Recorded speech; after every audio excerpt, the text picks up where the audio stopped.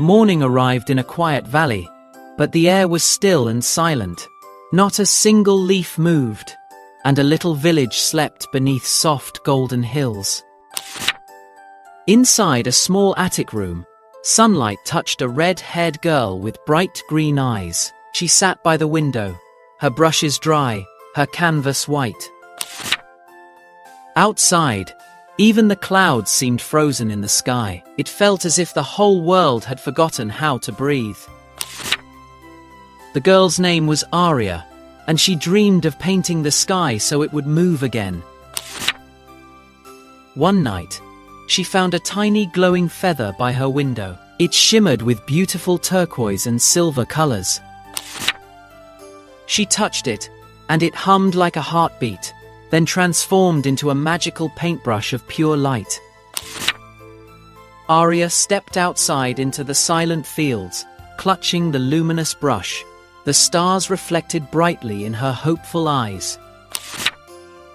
Her first stroke painted a swirl of emerald wind, soft and alive. The grass gently bent as the world seemed to exhale for the first time. With each brushstroke, the colors of the sky awakened. Blues, pinks, violets, and gold began to swirl across the heavens. Leaves on the trees began to dance, and birds rose into the air, singing like notes of a forgotten song. Children in the village began to laugh, their hair and scarves rippling in the newborn breeze. Aria's own fiery red hair whirled around her, alive and dynamic, as she painted with every motion of her body. The village bells, silent for years, now rang out joyfully, carried by the returning wind. Clouds shifted into wondrous shapes of dragons, whales, and wings, all born from her vivid imagination. She laughed, spinning around in pure delight, but then noticed the glowing of her magical brush starting to dim. A whisper, soft and gentle, passed through the wind. All gifts come with a breath and a cost. Aria looked at her hands, where her fingers now shimmered faintly, like dust and light. She smiled gently, accepting her fate. "Then let me finish my painting," she said.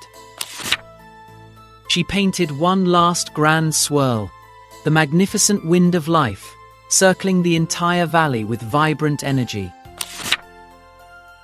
The wind she created turned into a beautiful storm of color, reds, greens, blues, filled with pure joy. When the light finally faded, Aria was gone. Only her magical brush remained, now just a simple feather once more.